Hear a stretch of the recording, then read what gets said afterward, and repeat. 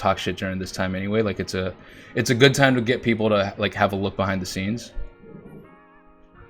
Let me see. We are standing by online on Facebook. Online. Beautiful. Now let me give you a link real quick. Roll out the red carpet for you. That's the link to the page. And we should see the live stream there. And I've also got some preloaded copy for you that you can edit however you want. It's also in the Zoom chat. You can personalize that however you want to just give it the Jordan Menard feel. So, okay, cool.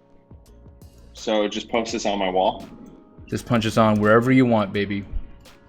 So Sweet. This usually, on my side, this usually goes to essentially my group, my personal wall, and also our agency. We use that to kind of distribute as well. We've got a few people in here already, so whoever you are that's joining us, do us a favor. Come say hi. At least I can know your name.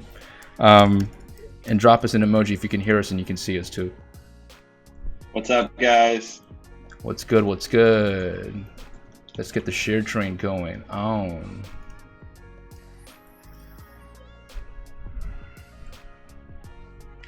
Boom.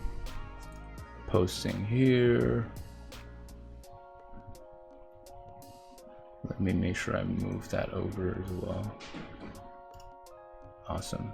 That's what I need. Alex Steele, baby. Alex, the Steel Man. What's going on? What's good? Goat and goat. What's up, Alex? Much love, man. So happy you're here. Alex is a boss, dude. It's crazy. Me and Alex actually have like a kind of a curious connection because Alex bought Adrian Morson's Ecom Success Academy, and I run ads for Adrian. So I'm going through. Me and Alex have talked on ad leagues and jammed together before. You know, really smart dude, really knows his stuff on marketing. And so I'm going through all the testimonials for some remarketing ads, and wouldn't you know, who is there but Alex Steele, telling this incredible story about how Facebook ads took him from his job to now being full-time at home with his family and still making the bread. So crazy small world, man. That's what's good, man. That's awesome. Got a lot of love for Alex Steele. Cool dude. Totally. Let me put that in there as well. Post. Boom. All right, we got all the posts happening. All right, shared and shared and shared. Let me prepare my next piece.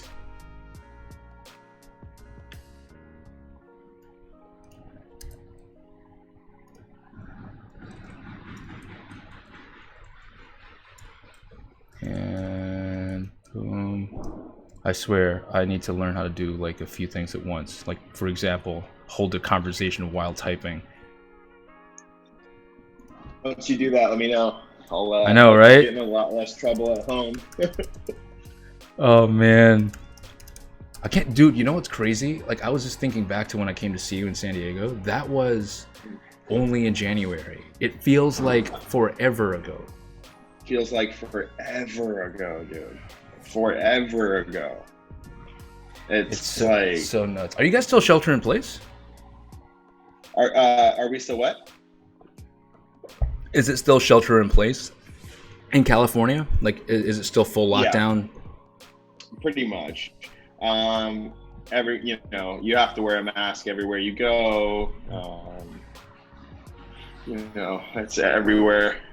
Everywhere has like waiting lines outside, so only a certain amount of people can be in anywhere at once. So like if you want to go to the market, you gotta wait. It's annoying, but I think where I'm at hasn't been hit too bad, all things considered. So blessed for that. But yeah, I remember for a while there, it was like, dude, everything shut down. You couldn't go anywhere. Yeah, you could not go anywhere. Like, yeah, the supermarkets were empty. I mean, like all cleared out of food. It was just a wild time, dude. Totally. People were hoarding toilet paper and hand sanitizer. That's nuts. That yeah. That watching that behavior was absolutely just stupid. Akash, what's going on? 100%. What's up? What's up? Thanks for joining us, man. But yeah, it's super crazy. It's super crazy just watching the last 8 weeks and expecting the worst, to be honest. Like, you know. Yeah, totally.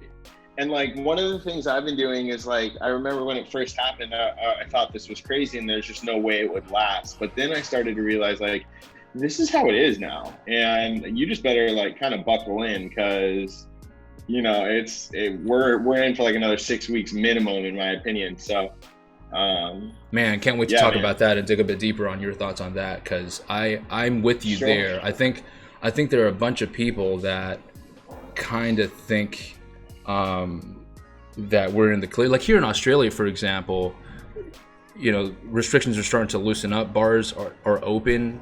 Restaurants are starting to open, 10 patrons only at a time.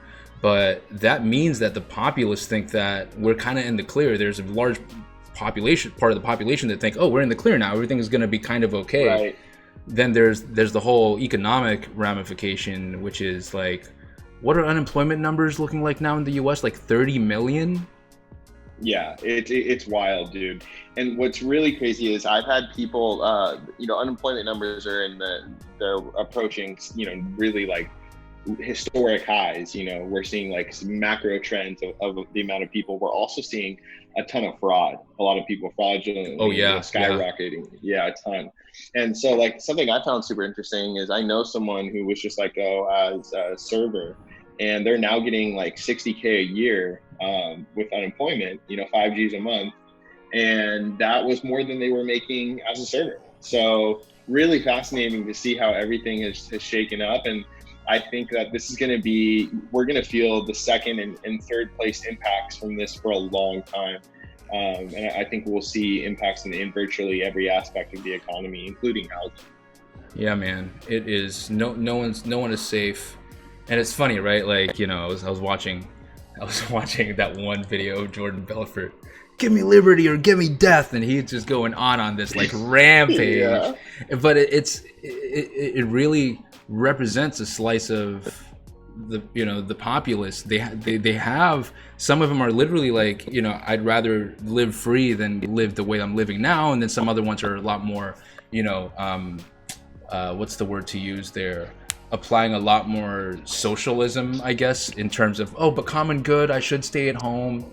And just the different ways people look at it, different ways people react. It's such an interesting case study. Yeah, it really is. Over here in the States, what's really tripped me out is how it's like become politicized. It's like, oh yeah, you think it's wild. It's like one half the country is like, yeah, this thing doesn't exist. It's not really happening. It's just the government controlling us. And it's like, and then the other half is like, we're going to be this way forever. It's never going away. And it's just like, where is this coming from? But, you know, for me, it's like, I think you see really interesting cases in like, with what Elon Musk did up in Northern California, where he defied the public order and was just like, nah, we're going back to work. Now, I like that was crazy to me, because like you have to wonder what effect that's going to have with, you know, other businesses, but also there's a lot of businesses that need to open like right now, or they're going to shut down forever. So I'm interested to see what happens, because now it kind of seems like we're at that boiling point where we've been here for a while. We've kind of, you know, had the roast on for a while, and there's a lot of people who really need to get back into business and really start their revenue again. But for me, like, you know, I was just reading about some of the other historic pandemics that have happened, and the Spanish flu, the worst breakout was after the first wave, where everyone thought, okay, we're fine, let's go back out. And the second wave was actually the one that did the most damage. So definitely kind of, you know, want to learn from history a little bit there and be wise about where we're going. So that's kind of my 2 cents on it. Man, I cannot wait to jump in. This is going to be a good episode. Akash, by the way, we got 15 seconds before we kick off. I'll answer the question about the quarantine here at the end, Akash. I don't have quarantine hair Okay. because I have a wife that cuts my hair. We got a comment in there, Akash asking me why I don't have quarantine hair. But regardless, let's kick this thing off with the intro.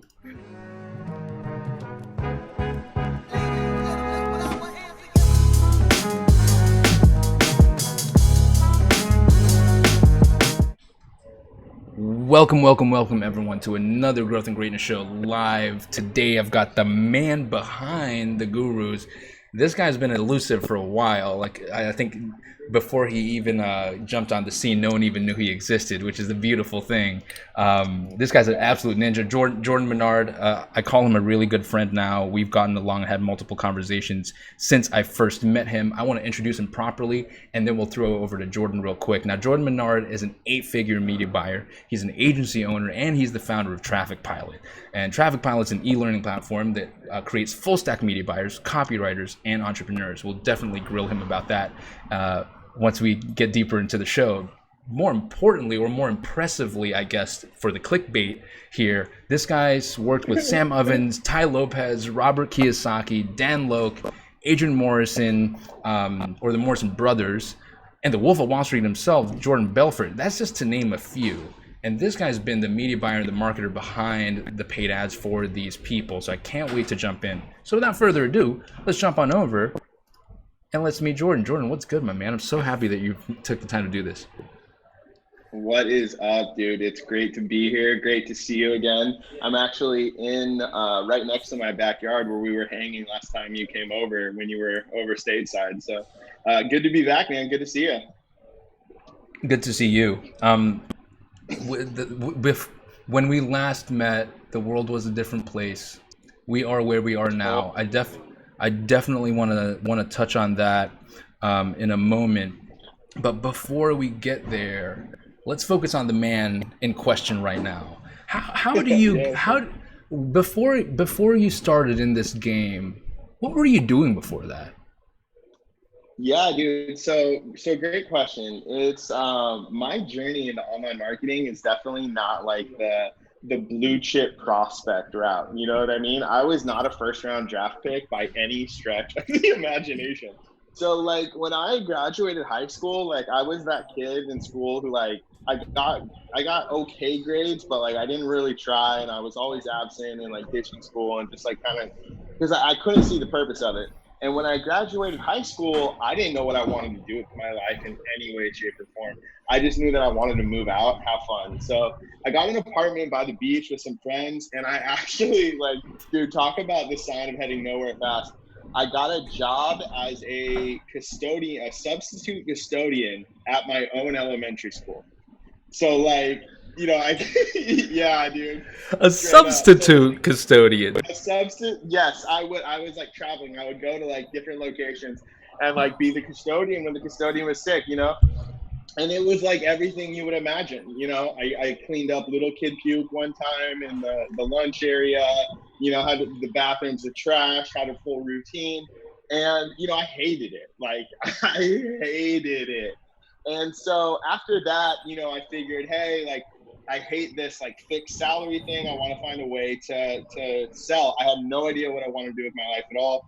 But I figured, hey, if at least if I sell stuff, I can make more money. So from there, I went and got a job selling women's shoes at Nordstrom, actually. And yeah, dude. And so What year was this? This was about 8 years ago. Okay. Yeah, 8 years ago. So I'm 22 at the time. So within like a couple months, I moved. I was the number one guy in women's shoes. And because like any good marketer knows, you don't just sell them the shoe they ask for. You come out with 3 others and come with the upsell. Like, yeah, these are great, but what about when you come home from the club? Don't you want a nice slipper? So like, nice. layering it on, the post-purchase upsell or whatever. So I started doing that, but again, I hated it. I hated wearing a suit every day. I hated running around fetching shoes. I didn't know what I wanted to do. My parents always told me that I was good at arguing. So I went to junior college and figured I was going to go be a lawyer and join the speech and debate team. And I ended up winning a national title with Palomar College in speech and debate. And it took me about 2 years while working at Nordstrom, going to junior college, to realize that I was right. I hated school. And after Nordstrom, near my second year, that the hours weren't working. I needed a job I could go to on my days off and not on the days of school. And that's how I started selling websites for a real estate company. I would basically cold call agents and try to sell them a real estate website over the phone. It was absolutely brutal. And one day I was on page like 4 looking for clients, and I saw an ad on the top of the search engine result page. And I had seen those a bunch of times, but my brain always glossed over it. But at that time, I had this realization. I was like, why am I seeing that if no one clicks on it? And I clicked on it. I went to a landing page, and it was like the gates had opened. I was like, and in that moment, I was like, here I am like a sucker crawling through page after page after page after page, looking for clients. And this guy is just putting his stuff right where everyone can see it, fill out an easy form, talk to you at convenience. At that moment, I was like, okay, whatever that is, I'm doing that. Like, I'm learning how to do that. And so that was my start into online marketing. It was literally just I saw a better way, and I was like, this is the thing. This is the thing. And that was like 6 years ago. And I remember that day being like, I'm gonna become the best in the world at this. Whatever this is, like this is now my thing. And so I started just reading Google AdWords, all this stuff. Eventually found some people who were running affiliate traffic through some mutual friends, started running affiliate traffic, quit my job. And then I had a full ride scholarship at the time to go to Southern Illinois and continue debating. Turned that down, dropped out of school. I remember one day I'm sitting in my dad's house, like working on Facebook ads, and I was running like hair pills that you would take to make your hair grow longer. It was like I was so green, dude, fresh out the gate. You know what I mean? Didn't know what I was doing, just like the worst affiliate offers. But I was making a little bit of money. And I'm sitting there at my dad's house one day, like fresh, dropped out of school. In his mind, I threw away my whole future. And I'm sitting there, and I'm in business manager, but he didn't realize it was business manager. This was a while ago, not as popular as. And he goes, "So, do you just think you're going to sit on Facebook all day and make money? This is it? You're just going to sit around on Facebook all day and make money?" And I just stopped. That's awesome. And was like, "Yes." I was like, "That's exactly it." And so fast forward to today, that was like 4 or 5 years ago. I went and worked for consulting.com, where I wrote a lot of ads and scaled that webinar, that offer to insane heights, spending 30 G's a day on one webinar funnel.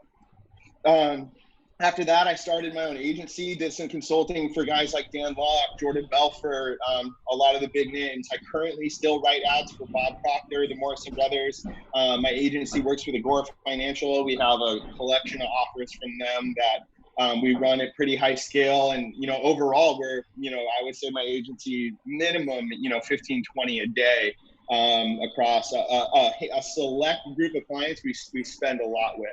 So that's kind of me in a nutshell. Wow, 4 to 5 short years. It was like 4 to 5 short years, and in those years, my whole friends and family, oh yeah, Jordan's trying to sell snake oil on the internet, to like, oh dude, like he's actually building something, like this is something real. Right. And it was cool because I went from the example of like what not to do, like don't, dropped out of college, like. And now my parents are like, look how Jordan's entrepreneurial. He's got his business. He's got, and it's funny how that those 5 years seem short now in retrospect, but during the time it was like so much trial and error and pain and, making money going broke, making money going broke, making money going broke. And I remember the last time I went broke and just being like, okay, never again. Like, I'm just not doing this again. And I don't know. I think for a lot of people, I know definitely for me, there's like a certain amount of pain and hard lessons you have to go through. It's just it's part of the job. Yeah, man. You got to go through the crucible to come out the other side. That's it. For sure. I have a lot of respect for face-to-face salespeople. A lot of respect for affiliates. They go through a very visceral type of pain when their own efforts don't make it. Like, Oh my gosh. Yeah, dude. It's like, I don't think people understand like the emotional turmoil that you go through with that, especially because at the time, I was running things that, I didn't know that you could really have a legitimate business model that used ads, in the right way to grow for real. I thought it was just like, yo, you got to sell these products and it was wild. I think I knew that it wasn't what I wanted to do, but at the time I was like, I wanted to make it online so bad that I just kind of took whatever came. And I think everyone has that time period where you kind of go from, I have no idea what the heck I'm doing to, okay, I have a plan and it's working, And for me, that was my transition away from like the affiliate world. I had just made, it was like at the time I had just started making like saving money, I had like 16K in my bank account. I had some affiliate traffic going, and it was like just starting to work where I was like, oh my gosh, I'm gonna make like 50 grand this month. And I remember one weekend I lost all 3 accounts that I had been running. And I spent like, it was just brutal. And so from there, I was just like, I'm learning how to do it right. I'm learning how to play by the rules. And the biggest mistake I made was I'm just going to go get a bunch of local clients, like local, Right, right, right. service-based businesses.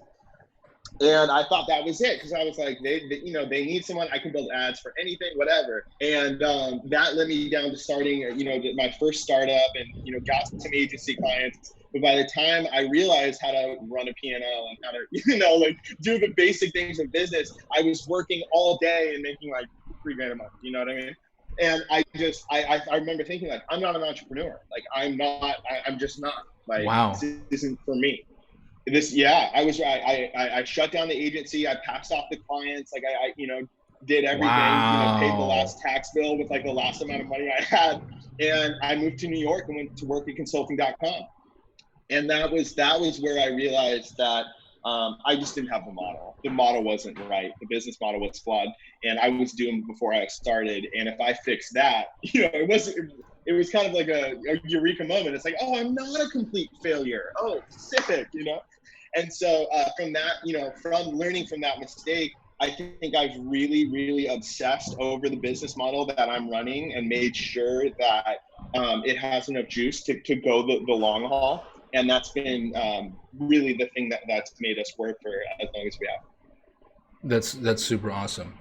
Now, staying on the theme of Jordan Menard, you've always struck me in every conversation that we've had. You've always struck me as one, a very introspective and retrospective person in terms of your thinking. Like you diagnose things, you look into history, try to get learnings, and you go into, understanding. Like the last time we were on a call like this, it was talking like jamming about personas and the psychology behind Yeah. sales and all that stuff. Like, were you always like that? Were you always an inquisitive kid looking into the environment, looking into history, or was that a learned response?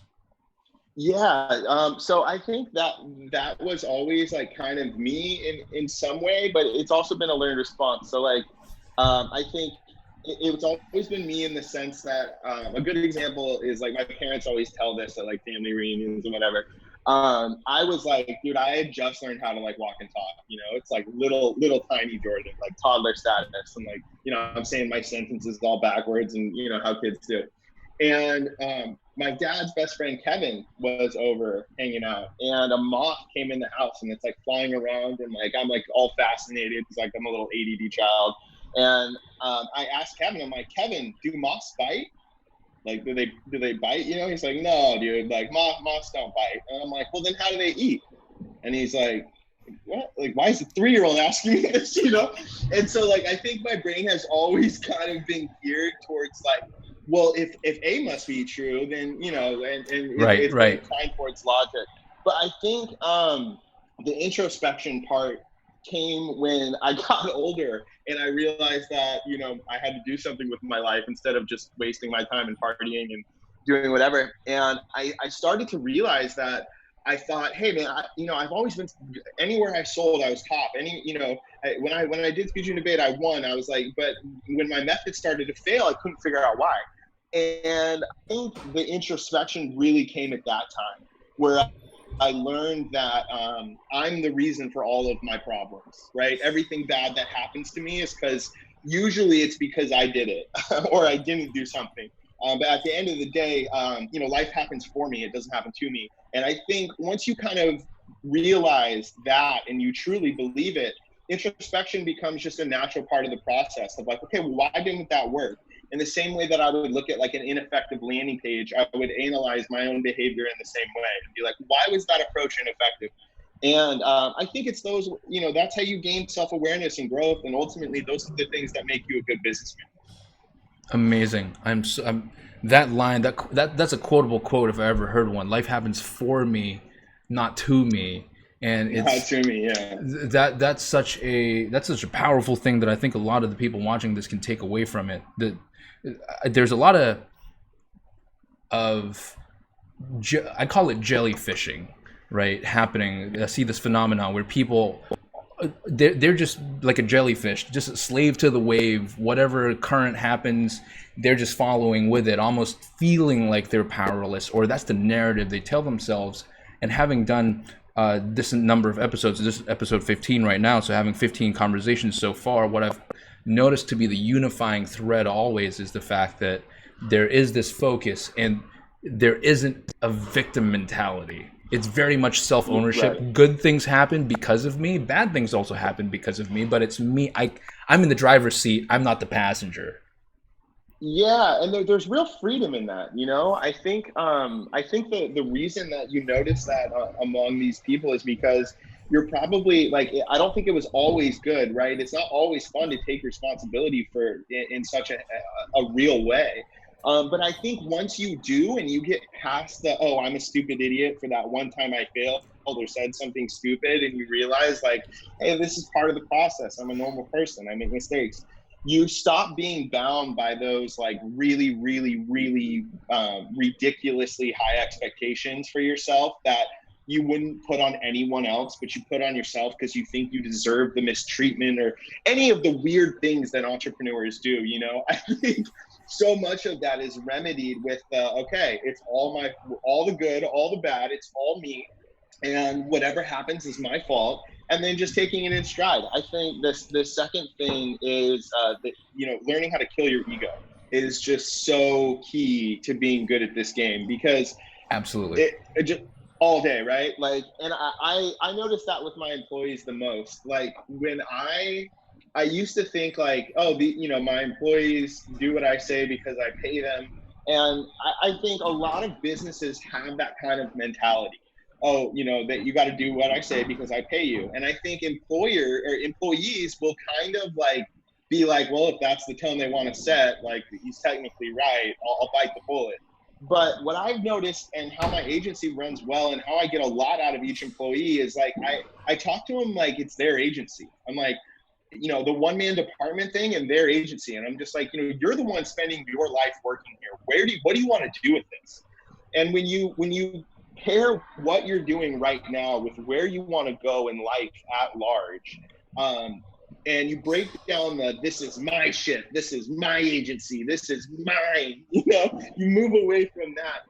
I think you really find that happy medium where it's like you have incredible focus, incredible dedication, but people don't take it too seriously and they don't think they're God's gift to earth because they run ads and all the annoying stuff that we see in this industry. So I think those two things, if you can master those things, you're going to be good. Yeah, absolutely. That is such gold for just providing a compass for people to go, okay, I need to move in this general direction, get aligned this general kind of way and have those tools. Now, with all the, understanding the upsell from an early age, selling like shoes at Nordstrom to women, understanding the nuances of debate and how to navigate that world. How do you take all that experience, or how did you take all that experience rather, and still till today, workingconsulting.com on your come up, to then, and can you translate all those life skills and explain to us how that's applied on a day-to-day with the clients that you're consulting, with the clients that you're actually like implementing and executing on? How does the brain go in there? Mo- Most definitely, man. So, yeah, do you know Rich Sheffrin? The name rings a bell, not coming Yeah, immediately. definitely. So Rich is like everyone knows him as like the guru to the gurus. He's got a single testimonial from Agora Financial that says he That's made where I've over a heard of him billion. before. Yeah, Rich is like, sometimes I talk to that dude and I'm just like, Rich, I'm sorry, I'm not gonna stop you. Let me get a notepad. Take 2 seconds. Let me get some water, a notepad. Start back where you started, because like the guy understands how things work. So I think for me and myself, like the one common thing, I used to think like, oh, I'm good at sales. That's my gift, right? That's my gift. Um, I couldn't figure out why I hated it so much. I was like, if this is my gift, why do I hate doing it, right? Why do I hate it? And I realized that wasn't my gift. Looking back, now I understand the reason I was good at debate, the reason I was good at selling was not because I love sales or sales is my gift, but it was because I understood how to value things. I understood the value of things. And, I grew up in a family of four. My parents definitely, they didn't give me a lot of material things. My dad taught me from a very young age, like, the value of the dollar, et cetera. But I took that further I always understood the value that products had. So an example of this would be at Nordstrom, let's say a lady asked me for a heel. I would go get that heel that she asked, but I would also get a slipper, a running shoe, and a comfy shoe or whatever, because I knew that she was going to buy the heel for going out, but she also needed to hang out, she also needed to run, she also needed, so all of these other shoes provided value in other areas. And so I would always do that, and I would kind of make up a dumb little narrative. So once you're done with the club, you put these on. And like I would create this kind of story, so each shoe had a function. And I look back at that, and it's like that's why I'm good at ads, right? Because I understand the value of something. The reason I brought up Rich is the way that Rich Sheffrin defines a market is currently, it's my favorite definition I've ever heard. And he says a market is a group of people who share the same problem. That's all it is. It's a group of people who share the same problem. And if they had solved the problem, they wouldn't be in the market anymore. So a group of people is, and a product, I think a lot of people look at products as like, oh, people buy products they like. I disagree. People buy products they think are going to solve a problem that they are bothered by. And so understanding that very, very basic principle of what products do, how they transcend just being a product, and how they provide value is the commonality, I think, in all of those areas. In debate, one thing I was really good at is I was good at what's called collapsing. Basically telling the judge, okay, they said this on this argument, we said this, it's mitigated, throw it out. Next, they said this, we said this, it's mitigated, throw it out. Next, okay, we said this, they didn't say anything, this is the most important thing in the round. Right? So I knew how to strip down and find where my advantage was and where I brought the most value, and center the entire experience around that. I do the same thing when I make ads. I do the same thing, running my agency, creating contracts, even hiring my employees. It's all a value-based paradigm, and I think that's the single enduring factor with all of the wild ventures I've been on. That's I love that. That really provides so much more depth and perspective to the way of thinking. It's it's one we see a lot of this in the game that we're in, whether it is in startups, or whether it is in growth marketing, performance marketing, digital marketing in general, where there's a lot of talk about tactics, right? There's a lot of talk about being Yeah. a tactician, a technician, use this method, go about it this way, try to wrestle the algorithm that way, or here's a framework for angles. But what you presented just there with that value-based mindset then provides the underpinning for all that stuff. Now all of a sudden coming up with angles isn't that hard anymore, because you understand the value. So the different narratives that you can string from it, is that right? Is that the way that the You framework? hit the nail on the head. So Right. yeah, I'm teaching at Nick Shackelford and James Van Elswick's the Virtual E-commerce Summit, and I have a 5-step framework for creating angles, and you hit the nail on the head. That's exactly what it is. number one and number two are literally the first two steps are just seeing things, right? It's like, no, step one, see the problem at large. What is the problem in this marketplace? And people think like, a really good example, so a lot of companies never look at the why, right? They don't look at the reason they're doing it. They don't look at the reason they're in existence. And, this has been famously discussed in a lot of books. Like, I think it's Simon Sinek. Simon Sinek, yeah. Yeah. And, he uses the analogy of Apple, right? And I think a lot of drop shippers will be like, okay, well, hey, I'm selling pet beds. I'm not selling, computers to, for people to start their careers on. And I would say that's irrelevant, right? Like maybe that's true. But if you start with the why selling dog beds, the angle creation is going to be a natural process. Because if you, let's say, you're on a mission to make dogs feel comfortable with their space and happier in their homes, your ad copy is going to be like dog anxiety angle, dog sleep angle, it's just going to naturally pop out because you did the first part right. You looked accurately at like, okay, what's the problem we solve? And I think that goes into what Simon Sinek was talking about why great companies start with the why. Because when you start there, everything else just kind of flows. For sure. I use, with my team, I use the archer analogy. It's like, you can try to fix the arrow, you can try to fix the bow, you can try to fix the stance and all that, but if that motherfucker doesn't have glasses on and you didn't know he was short-sighted, you're screwed anyway. The best arrows can't do shit for you. But once the glasses are on, he's like, oh my God, is that what the bullseye is meant to look like? I saw this hazy, fuzzy little thing, so I was just shooting in the dark almost, right? Like, that's super helpful. I love that. It's a perfect analogy. And I think a lot of, we kind of run into that as a confrontation on anytime we do consulting. Because when people, our consulting services are expensive. And, we essentially how we do it is you pay a deposit to book and then you pay the rest, but only if you think it was fair, right? Only if the value is there for you. So they get to decide. And we've never had someone not pay the second half. But usually there's always that part during the call where they're like, this is it? This is what you're doing?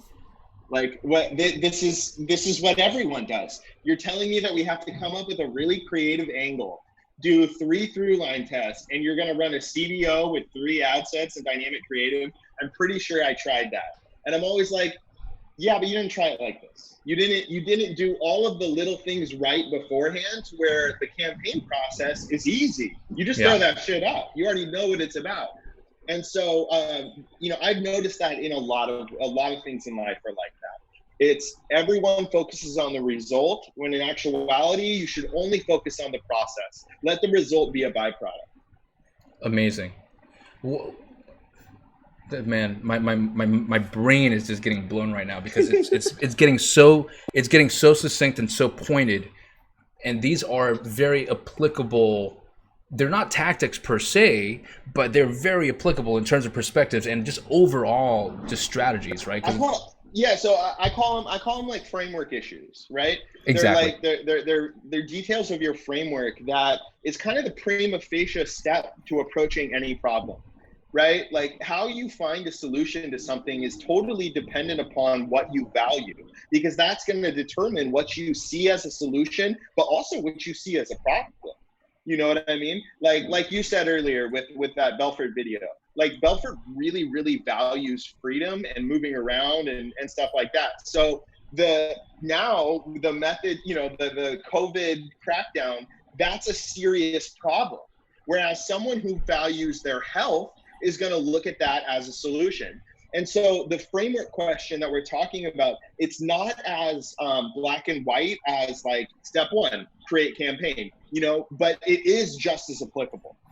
Absolutely. And because it's a framework, it allows you the paradigm to start and then set you on that journey. So yeah, before we wrap up the show, I'm definitely going to ask you about details of how people can get onto jumping on that virtual summit, because that's going to be fire when you drop that for sure. It's going to help a whole bunch of people get really, really clear. Now, yeah, I'm excited. Good. Okay, so here's the thing, right? Like a lot of there are a ton of people out there that believe very very it's a very firm belief that there is this kind of like golden funnel, like golden method, like the one to rule them all. And then there are those that believe it's like horses for courses, and this this type of product or this type of brand or this type of personality, use this, it's much better. In your experience speaking to and working with the Dan Lokes, the Sam Ovenses, the Jordan Belforts, is there a go-to that you go, okay, well, this general framework, and then we can swap things in and out in that info kind of world? Yeah. So I think it's I think the info world is a lot like you have like the brass tacks of the info world, which all kind of follows the same model, right? You're gonna have ads to a value prop, a free training, something like that, with a call to action to either book a call, strategy session, or buy the course right out. Right? That's like the framework that everyone follows. I think the big variable happens in what you say on that webinar, right? That's kind of, and that's where a lot of people do a lot of different things. I'm of the opinion that, if markets are really, they're just people with the same problem, and that's how you could break them up. I think on some level, every product is going to be the same in the sense that it solves a problem for someone, right? Even if it's like a dog bed, like I said, like that solves the problem of the dog having his own space and not coming up to my table when I'm trying to eat and beg for food. You know what I mean? So like I think on that fundamental level, like, and I think really where the variance comes and where you have a chance to be unique is in not only the method that you solve that problem, obviously, but if you can't be unique with that, you can be unique in how you approach and frame the issue at large, the problem at large. And I think that's where the marketer really has creative liberty. And then at that point, all the marketing comes down to just who's running and writing the ads. And so I think in the same way, info and ecom kind of have that same model where the rails are all the same, but the cars built on top of them can be quite different. Right. Yeah, I love that. That's a perfect analogy too, because there are very similar rules to the game, even though, exactly like you said, the cars on top of them might be completely different. How what change has happened since this whole COVID thing kicked in? Like, as an example, with ecom, right? That world just went fucking bazonkas. Like, traffic is through the roof. CPMs are like friendlier than they've ever been, and people were buying. You can almost track the moment where the stimulus check dropped and then the spending just went up on the direct to consumer ecom side. What's it like on the info side? Yeah, so we call it Trump change. As soon as everybody got their Trump change, man, it was wild. It's almost like if you look at our data sets, you can be like, all right, checks in the mail, checks in the mail, checks in the mail, boom, Yep. right there. And yeah, we've definitely seen the same thing. I think we've seen something that a lot of marketers have seen as well. We definitely saw that deflation. I think the problems with supply chains pushed a lot of advertisers out of the space. I think another group of advertisers kind of questioned the whole business model for a second, pulled back on ads. I think that's absolutely the wrong move, but I think a lot of people made that move because they're like, hey, we just don't know, right? And then I think there's another set where of advertisers, like I'm sure you and me, who were like, oh hell yeah, like there's space in the market, there's room in the auction, I will now take my bid plus yours. You know what I mean? Like, yeah, exactly. Yeah. And so we saw those advertisers depart, the CPMs drop, and I think now we're starting to see the CPMs return. But I think where info had a unique kind of silver lining in this whole shitstorm was now people are abundantly aware that their job selling in the middle of the market, which they thought would be there forever, that's not the case anymore.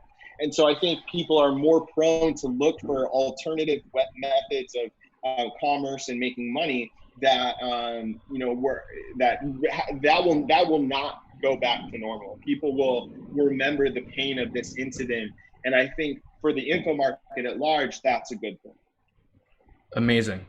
The and that, I mean, that's almost a foregone conclusion, right? The fact that when your job is in question, the economy is in question, and your trade in general or your industry might be in question, then absolutely the next thing to do is to look for ways to upskill, for ways to other means to make money, and hence all these info products being the solution for that. What are there certain ones that seem to be hitting the mark a lot more than others? As to draw to that example on the direct to consumer side, for for a while there, a minute there, wellness, any type of supplements, self protection, those were just going through the roof. What about on the info side?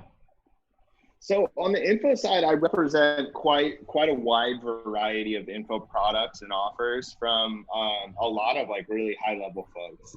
And I've noticed pretty much every single thing. If someone's Wow. teaching affiliate marketing, e-commerce, anything, I would say the ones that probably took a little dip were things like sales courses.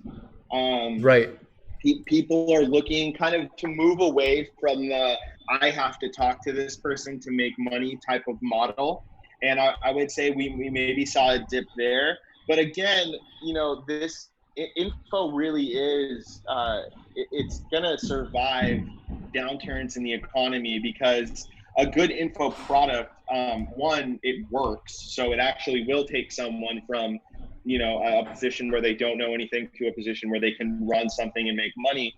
And more importantly, it provides a new outlook on life. It provides a new way for someone to see the world that allows them to make sense of things that were confusing them beforehand. For example, how do I make money if I can't walk outside?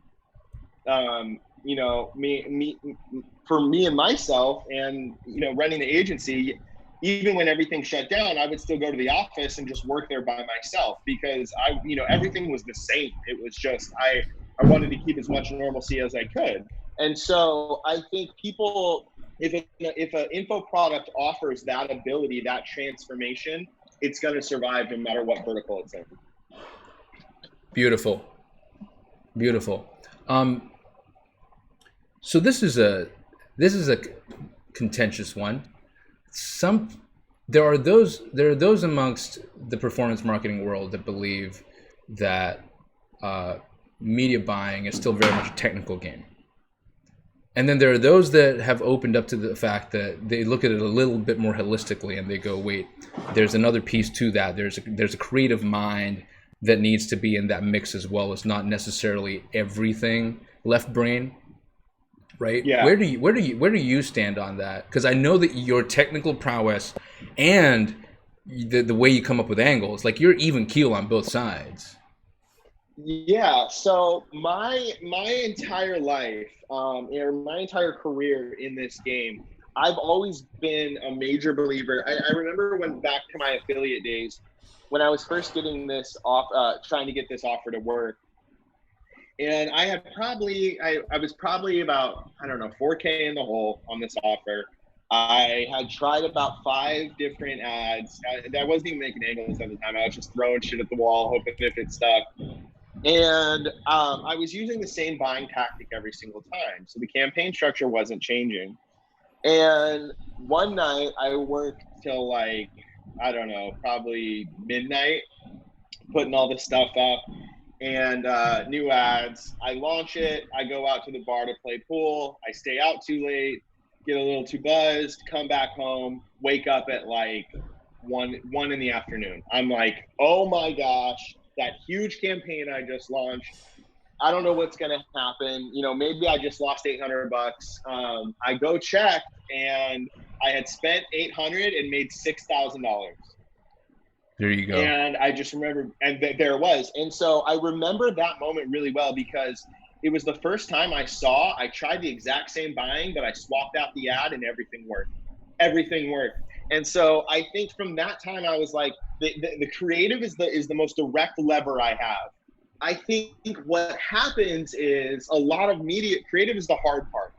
Media buying is the fun part. You just got to click a few things, come up with a cool strategy.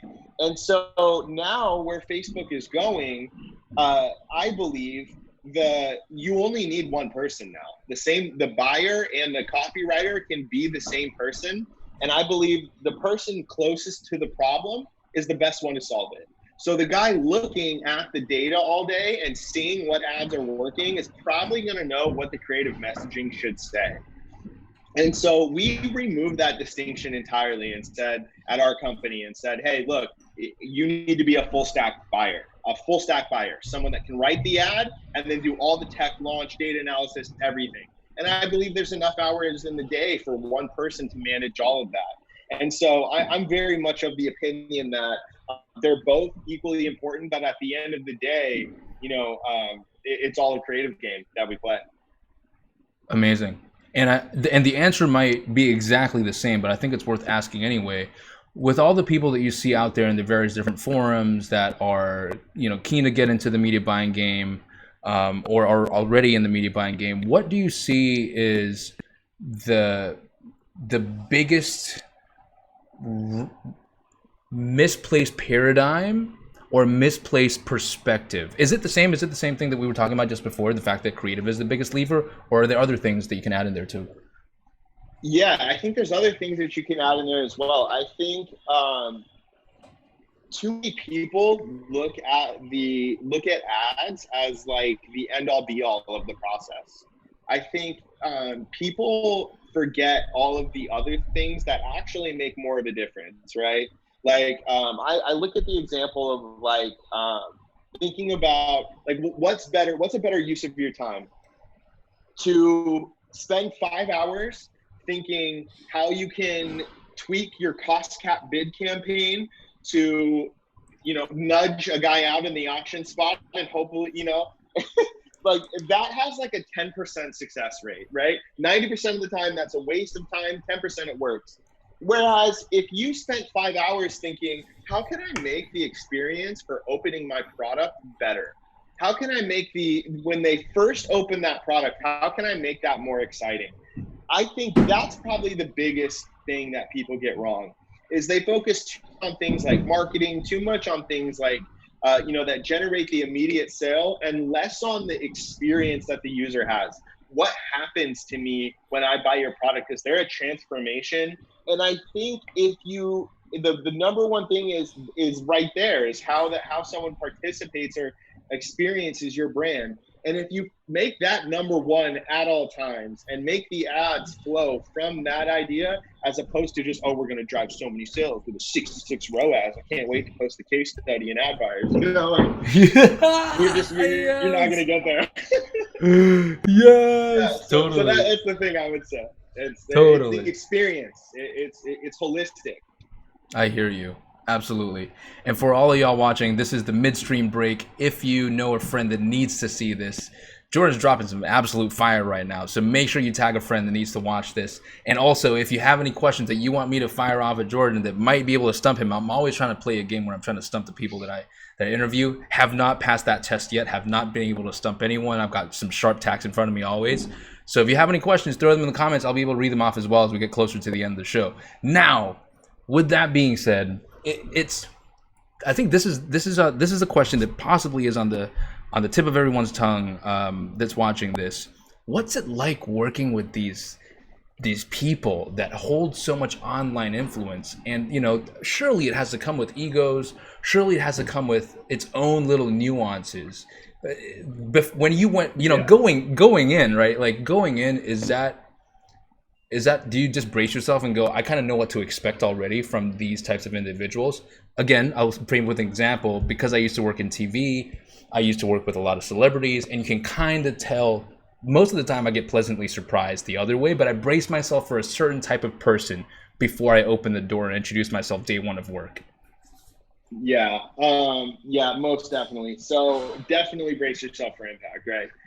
Anytime you work with a dude who sold $20 million of anything, you know there's going to be more than a little bit meets the eye, right? What I've found, and I think, you know, a lot of those guys are really quirky.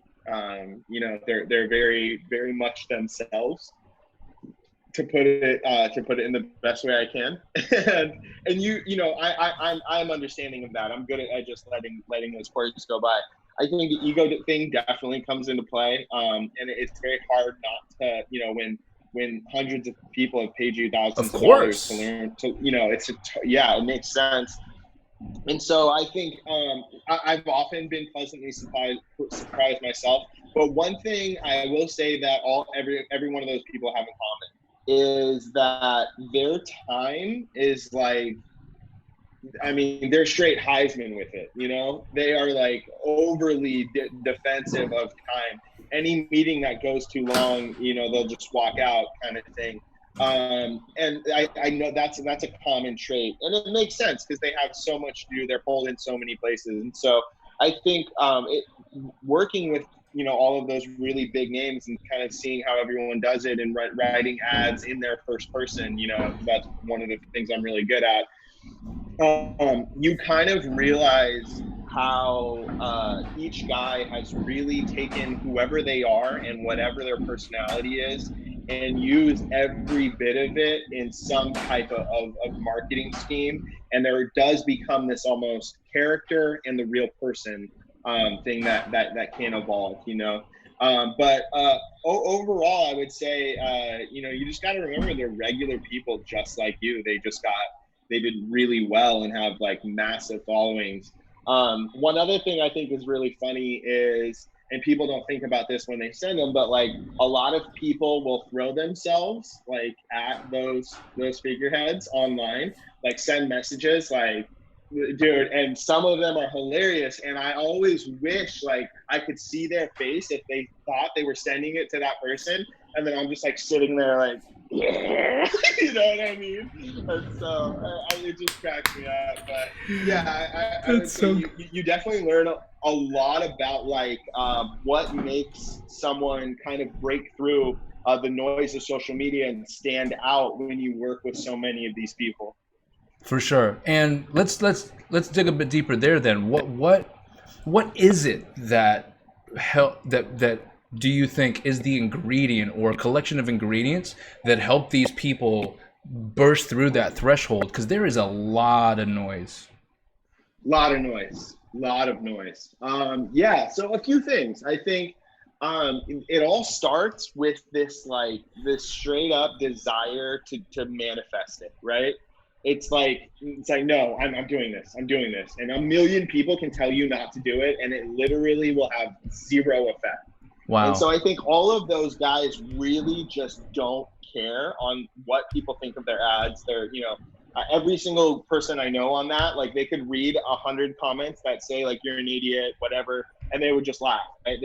They're truly resilient and bent towards whatever they want to do. So it starts there. I think the second thing is they intuitively understand how to break patterns. You think about Ty Lopez. Hey, here in my garage, right? That shattered every pattern that people were seeing, especially on YouTube at the time. You look at Sam Ovens' really famous ad, advice from a consultant, or advice to consultants trying to get clients from a consultant who has too many, right? And then the New York office and the, you know, the Kiwi accent, all of these things were intentionally utilized to break pattern. Sam did this really well also with image ads, where he took the lasers and photoshopped them out of his eyes. I see dorky entrepreneurs try to mimic that. Like, come on, dude, why don't you just cover Stairway to Heaven while you're at it? Yeah. And so, you know, I see like a lot of people trying to copy those people, and they don't understand. It was like, yo, their originality broke the pattern. People hadn't seen that. And so I think those two things, combined with, you know, the third thing, which is that they either have a phenomenal product, like was the case with consulting, like that course was incredible, it really worked, or they're really, really, really, really good at marketing and really good at, you know, selling information. And I think that was the case with like Ty's 67 Steps program. You know, and you look at a lot of the reviews of that, and a lot of them are really harsh, but a lot of them are like, yo, this taught me everything I needed to know to start online marketing. So I think those three things are probably the common features that allow those guys to break through the noise and kind of establish themselves in the zeitgeist a little bit. Wow, that one, in and amongst all that good stuff, that one line that you said, like, you know, might as well go cover Stairway to Heaven while you're at it. That right there just crystallized it for me. Like, you have all these cover bands that are just covering, and you'll never break through as a cover band. Yeah, never. Right. People they'll go to the bar and drink the beer while you play in the background and not be annoyed, but they're never gonna, you know, you're not gonna fill out. Yeah, you're not gonna fill out Madison Square Garden. Exactly. No one goes to a stadium to hear a cover band, and so I think a lot of people they look at those guys and think, oh, what he did works because it catches people attention, and it's like no. What he did contextualized his offer well, and the way that he broke the pattern brought people into the ecosystem. There's no one single, oh, if I Photoshop lasers into my eyes, my ad's gonna work, right? Like I bet that has never worked for anyone as well as it worked for Sam. And that's because the ad was, you know, the lasers represented the focus that Consulting Accelerator would bring. And so I think those types of things, you know, breaking the pattern with originality, or even stealing like an artist, stealing something and then making it your own and have different features, that is how you break the pattern. So many people just like, here's my Lambo, here's my 45 ROAS screenshot, buy the course link below.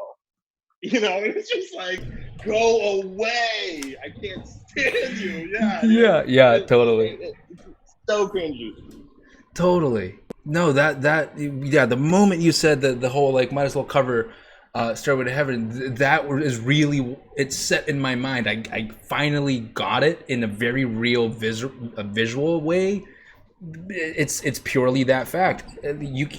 Everyone else by that point, the moment the album drops, the Laser Eyes, the moment that album drops and hits the radio station, the radio waves, and you play it, even if you're the first cover band to play that, it's already dropped. Like, you're already second. Right. So that's you're already competing in Red Ocean. That's right. And I don't think people understand the damage that can do through the perceptual link of the user seeing them and saying, oh, that guy's obviously a copycat. This is Diet Sam Ovens, you know? Yeah. And we saw that so much. There were so many like blank accelerator that came out, right? There's so many of that. And people are, you know, they thought that if they took the name and took the creative that it would work, and they couldn't figure out, well, why isn't this working for me? It has all, but it exactly that. It wasn't an original piece. It didn't interrupt patterns for the right reasons. It interrupted them because it reminded them of someone else. My God, that is so amazing. And I'm going to leave that as the final point before we transition to the next piece, because that right there was gold. And by the way, if one of you guys are watching that have the insert niche, insert accelerator here, I hope you watched the past like 5 minutes, because like Jordan just cured all your shit. Okay, so we're moving to my favorite part of the show. For those that are watching that don't know, the Growth and Greatness Show was inspired by this one show called Inside the Actors Studio hosted by the late James Lipton, and he was inspired by this French host called Bernard Pivot. And the tradition is they end the show with asking the guests the same questions, the same set of questions all the time. Rapid fire, answer as short or as long as you want. So we're about to jump into that right now, where we continue that tradition. So first question off the rank, Jordan, what's your favorite book? Man. So I can't give just one. I'm going to throw out a few I really like. Good to Great, Jim Collins, phenomenal. Breakthrough Advertising, Eugene Schwartz. Atomic Habits, Essentialism, Greg McKeown. Digital Minimalism and Deep Work by Cal Newport. Principles by Ray Dalio. I'll leave it there. So Houses on Fire You can only grab one book out of that bunch now that we've shortlisted those. Houses on Fire, you can run and you can grab one book to hand down to your unborn children. Which one? Okay, yeah. I'm gonna take the easy out here. I would take Breakthrough Advertising by Eugene Schwartz. It's out of print. I have an original copy. Nice. Yeah, I like so it. I'll take the easy out. I like it. Jordan, what's your favorite word? My favorite word, I would say juxtaposition. What's your least favorite word? Oh, least favorite, moist. Yeah, just the way the whole word is structured. None of it is appealing. It's just it even Yeah. has a horrible mouthfeel as you word it, right? Yeah, exactly. I don't want to hear it or say it. I hear you. What turns you on? What switches you on? So I love building things that are very valuable to people. That there's nothing like that for me. I went through, I think, my life has led me to a lot of places where I've really questioned existentially why I'm here. And I think for me, life is a lot. It's very meaningful when it's defined by the things that I make for the people that I care about. Building things, I love building things that are valuable, and that whole process of building cool things is just that's what gets me. On the flip side, what turns you off? Complacency. When I really, really dislike the notion that it's good enough, that we made it, that I just think life is so short. You have such a limited amount of time, and to think that you're good there is just it's a waste of the only resource you have. And I think complacency is I'm most worried not I don't achieve my goals. It won't be because I dreamt too big. It'll be because I dreamt too small and achieved my dreams. And that's it. You know what I mean? And so I think complacency is kind of it's okay, I've done enough mentality that I really, really despise. Doesn't work for me. What sound or noise do you love?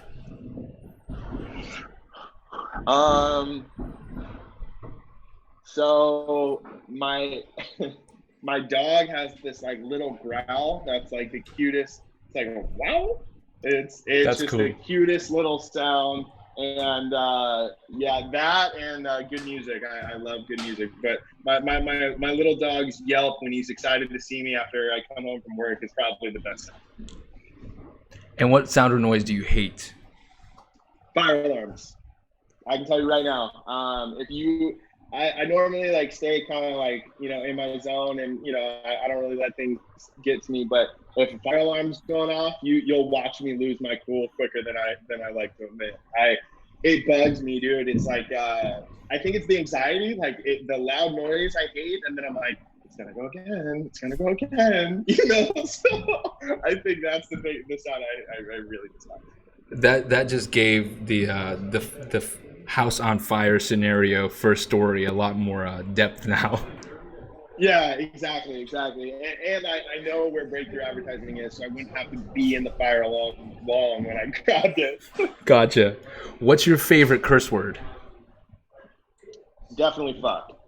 I mean, the sheer versatility of fuck is. I love the utility of it. You can be so fucking happy. You can be happy as fuck, right? So you can be sad as fuck. You can be fucking depressed. It's funny. It's emphatic, and it rolls off the tongue well. Sure does. And it's like when you see your friend, it's like you could be like this guy or like this fucking guy, like the second one is way better. For sure. What profession other than your own would you like to attempt? I would probably say like I thought being a lawyer for a long time, but I think I would probably like to make like films or something artistic. I like stories. I like constructing things, and I think that would be cool. But then I'd have to deal with like a lot of actors and divas, and that's not a strong suit I have. So probably stay where I'm at now. Gotcha. What's the greatest piece of advice you've received that's helped you grow? Man, I got a few. Um, when I was a kid, I remember one time I wanted to talk about some political conflict at the dinner table, and as I'm like 2 minutes into my narrative about how the peoples of this area are being oppressed, and the whole I just went to liberal arts school routine or whatever. And my family just they don't want to talk about this. You know, my brother makes some dumb joke, like super stupid joke, and everyone starts cracking up and ignores what I said. And I was just like, screw you guys. I'm over here talking about something that matters, that's real, and you guys just start laughing like it's not happening. And I talked to my dad about it afterwards, and he goes, look, dude, you're getting mad at people for not wanting to talk about what you want to talk about, but they're not interested in what you're talking about. You're like the guy who the dog poops on the carpet and you're just screaming, losing it, yelling at this dog. Who's the idiot in that situation? The dog for being a dog, or the guy yelling at the dog for being a dog? You know, like don't expect people to be, you know, into what you're into just because you're into. Don't get mad at people when they're just themselves. And for me, I just remember being that blew me away. And I think that helped me a lot with like just kind of in life in general, what to expect from people, how to manage employees, stuff like that. I think the other thing that was super really great advice was what my dad said again when he said, he's like, you see the vision, you know where you want to go, you have both sides to the ladder to get you there, but you've totally forgot about the rungs in between. You don't even see the rungs. What if you focused on the little steps and just getting a step ahead instead of just looking to the top? And for some reason, those two things really, really stuck with me. I would say that the third and final thing would be something my mom told me when I was in elementary school. Basically, I told on a kid, and my mom told me, well, I was all sad because that kid didn't like me anymore. And in the car, my mom goes, well, Jordan, what did we learn about telling on people today? And so my mom taught me not to snitch. And I would say those three things have been the crucial things in my life that have really, really shaped who I am today. Awesome. That's Principles by the Menard family. Different book. Shout out David and Lisa. That's what's good. What does greatness mean to you? Yeah, so it's a great question. I've been reflecting a lot about this recently. I think there's twofold, right? And I don't think one is better than the other. I think on one level, greatness means like you take care of your family at all costs. You're loyal to them. You hold it down for them. When shit hits the fan, your phone rings because they know that you're going to be there to handle it. I think that's greatness.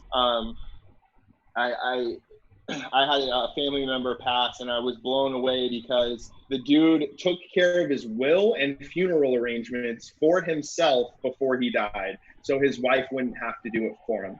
I was like, that's greatness. That's a great man. He went, you know, above and beyond and made sure that even in death, he took care of his family. On top of having a great life insurance policy. So I think in that area, that's greatness. I think on the other side, greatness in the professional side is measured in two areas. The first is that a great leader builds other leaders. So the measure of someone's greatness is by how they improve the people around them. And then finally, I would say greatness is measured by people who see how things are and don't accept them as fact or how it has to be. Great people, they see things before. I think Steve Jobs said it well. He's like, look, people don't even know what they want. You have to tell them what they want. And I think anyone that can do that is touching on greatness. Amazing. A final question.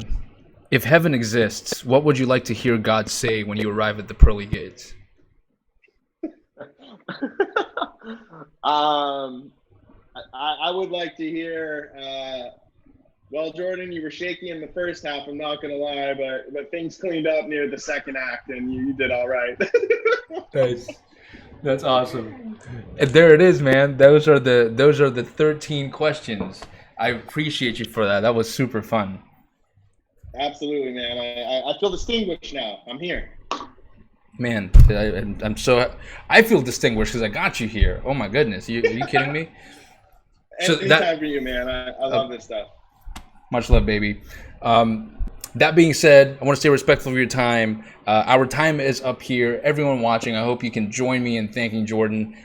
Jordan, thank you so much for taking the time. I really appreciate you. That was just fire. I can't wait to go through the show to create the show notes again because there are some great parts to be able to pull out and turn that into some small little snippets. Stay on the line real quick. I want to make sure that I say thanks to you and say bye to you properly. I'm going to do the outro, say bye to everyone else, and then I'll hit you back up. Sounds good, man. Talk soon. Thanks for having me. Love you, brother. Love you, bro. There you go. Jordan Menard, the man himself. You can see now why he is the man that he is. I'm so glad that he took the time to take us on that journey for the past hour. We went in areas that I didn't even think he was prepared for.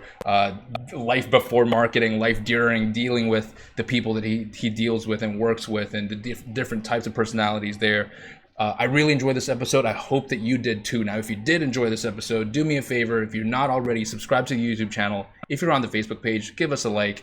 Tag your friend that needs to watch this. Like, these episodes are always fire. Just because they're live doesn't mean you don't have to tag them now and they can watch the replay afterwards because it goes straight up anyway. Thank you for your attention. I really do appreciate you, and I see you next time, which in fact is in like 12 hours time. On the GG Show, we've got Tom Breeze talking about YouTube ads. I can't wait for that one. See you soon.